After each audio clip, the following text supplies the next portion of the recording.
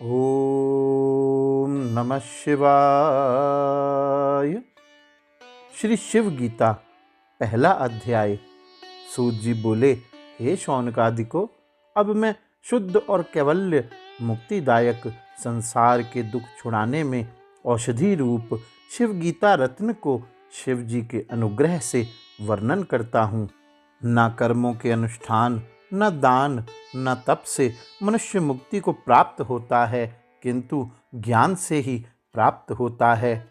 आगे शिव जी ने दंडक वन में रामचंद्र को जो शिव गीता का उपदेश दिया है, वह गुप्त से भी गुप्त है। इसके श्रवण मात्र से ही मनुष्य मुक्ति को प्राप्त होता है, जो पूर्व काल में स्कंद जी ने सनत कुमार से वर्णन किया था। उस मुनि श्रेष्ठ सनत कुमार जी ने व्यास जी से कहा और बद्रायण व्यास जी की कृपा से वह हमने वर्णन किया है। और यह भी कहा था कि तुम यह ज्ञान किसी को नहीं देना। हे सूत पुत्र, ऐसा वचन पालन ना करने से देवता शुभित होकर शाप देते हैं। हे ब्राह्मणे, तब मैंने भगवान बद्रायण व्यास जी से पूछा, हे भगवन, सब देवता क्यों शोभ करते हैं और क्यों शाप देते हैं? उनकी इसमें क्या हानि है जो ये देवता लोग कोप करते हैं? यह सुनकर व्यास जी मुझसे बोले, हे वत्स, तू अपने प्रश्न का उत्तर सुन। जो ब्राह्मण नित्य अग्निहोत्र करने वाले हैं और गृहस्थ आश्रम में रहते हैं, वे ही सब फलों के देने वाले देवताओं की कामधेनु हैं।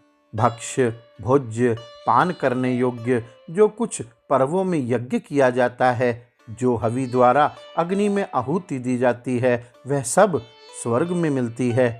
देवताओं को स्वर्ग में इष्ट सिद्धि देने वाला और कुछ नहीं है। जैसे गृहस्थी पुरुषों को दुही हुई गायें दी जाने से केवल दुख ही होता है, इसी प्रकार ज्ञानवान ब्राह्मण देवताओं का दुखदाता ही है, कारण कि वह कर्म नहीं करता।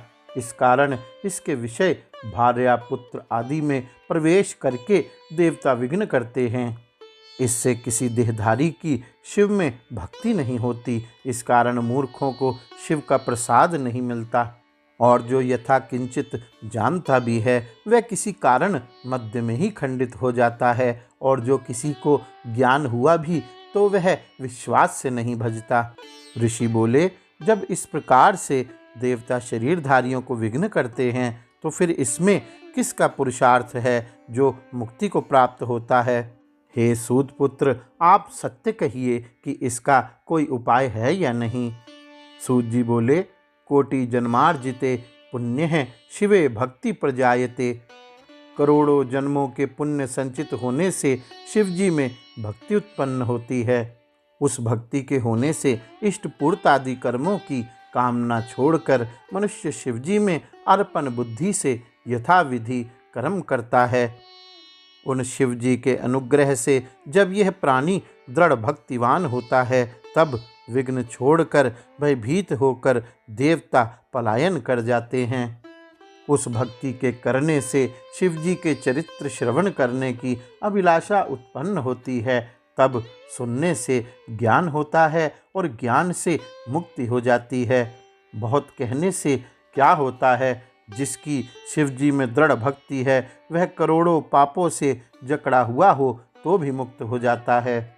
अनादर से, मूर्खता से, परिहास से, कपटता से भी जो मनुष्य शिव भक्ति में तत्पर है, वह अंत्यज भी मुक्त हो जाता है।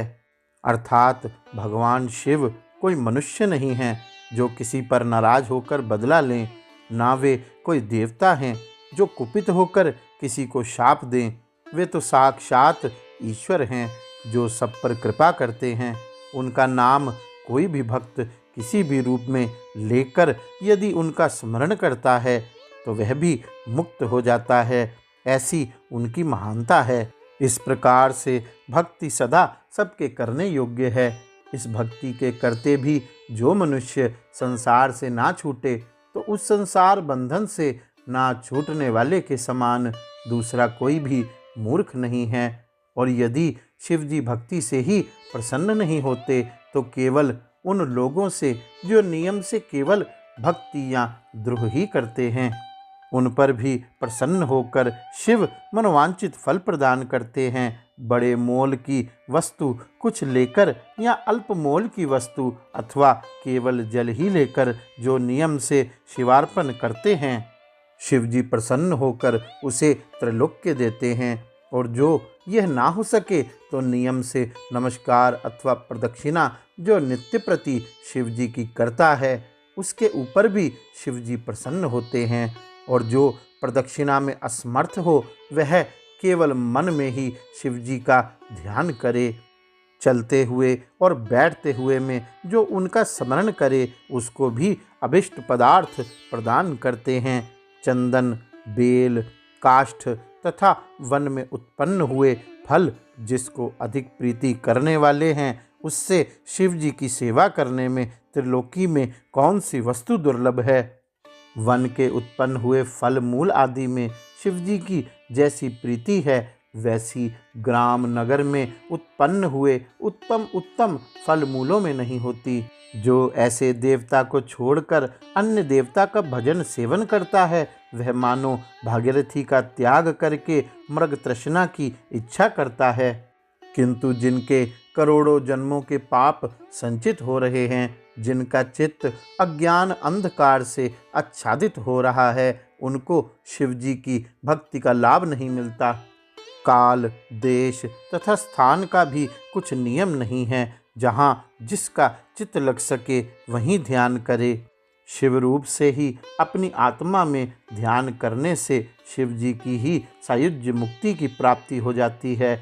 जिसकी आयु बहुत थोड़ी, लक्ष्मी से भी हीन हो और शिव जी की एक अंश रूपी सार्वभौम पद युक्त मैं राजा हूँ ऐसे अभिमान से कहने वाले का वंश सहित संहार करते हैं। जो संपूर्ण लोकों का कर्ता तथा अक्षय ऐश्वर्यवान पुरुष भी अभिमान रहित होकर शिवः शिवोहम इस प्रकार से कथन करता है, उसको शिव आत्मस्वरूप के तदम्य भागी अर्थात शिव रूप ही कर देते हैं।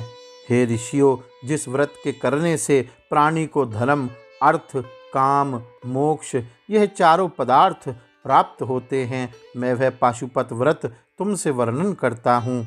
विरजा नामक दीक्षा को लेकर विभूति और रुद्राक्ष को धारण कर वेद सार नामक शिव सहस्त्र नाम को जप करते हुए इस मानव शरीर को त्याग कर शैव शरीर को प्राप्त होने पर लोक का कल्याण करने वाले शंकर प्रसन्न होकर तुमको दर्शन देकर कैवल्य मुक्ति देंगे।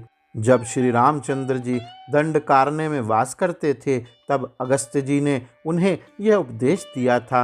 वह मैं सब तुमसे कहता हूँ, तुम भक्ति युक्त होकर श्रवण करो। गौरी शंकर भगवान की जय। ओम नमः शिवाय।